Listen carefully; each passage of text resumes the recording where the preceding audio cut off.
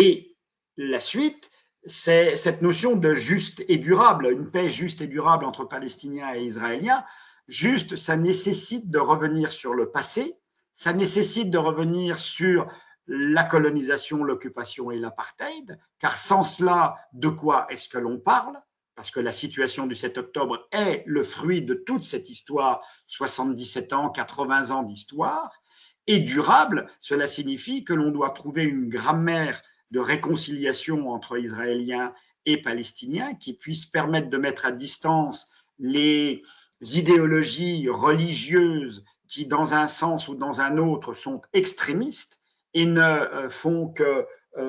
voir en l'autre un ennemi potentiel ou un ennemi tout court. Et tant que cette distance n'aura pas été mise, et le sionisme, malheureusement, y a sa part, de la même chose, de la même façon que l'islamisme radical y a sa part, on ne sera pas en capacité de se reconnaître, c'est-à-dire de reconnaître que l'autre a lui aussi des souffrances, a lui aussi une histoire, mais que ce n'est pas une histoire qui est supérieure, c'est une histoire qui mériterait simplement de pouvoir être appréhendée. Et là, j'en veux un peu mes travaux sur l'Afrique du Sud, où pendant très longtemps, noir et blanc étaient considérés comme antagonistes et irréconciliables. Et finalement,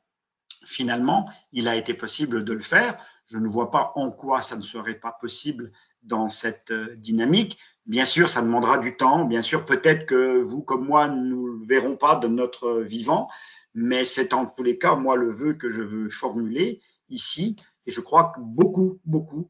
d'Israéliens, de Juifs à travers le monde, d'Arabes, de Palestiniens, d'Occidentaux sont sur cette base-là, sauf qu'on ne leur donne pas trop la parole pour pouvoir s'exprimer, parce que dans un camp comme dans l'autre, on les considère comme des traîtres, alors que ce sont eux qui parlent de l'humanité et qui parlent de l'avenir commun que l'on doit avoir ensemble sur cette terre qui, je le rappelle, n'est pas finie, elle n'est pas infinie, pardon, elle est limitée, et c'est à nous d'en prendre soin pour la transmettre à nos générations à venir.